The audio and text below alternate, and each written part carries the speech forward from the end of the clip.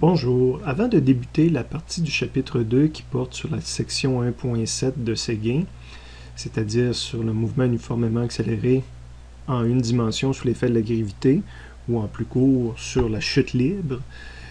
Donc, comme je disais, avant de commencer cette section-là, je vais vous ramener quelques instants sur le résumé du chapitre 2.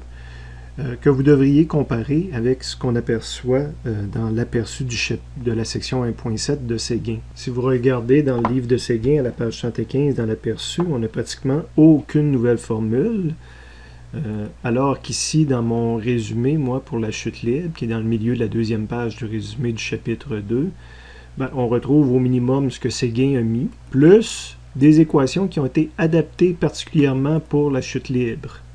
Okay? Donc, moi, je préfère décoller directement avec ces équations-là. C'est des équations que, si vous faites de la chute libre en dehors d'un cours de physique, que si vous cherchez sur Internet dans des livres de physique, on va souvent vous les donner sous ce format-là. Fait que je préfère commencer sous ce format-là, comme j'avais déjà expliqué dans une vidéo précédente. Dans le fond, c'est les mêmes équations qu'ici. On remplace le x par y.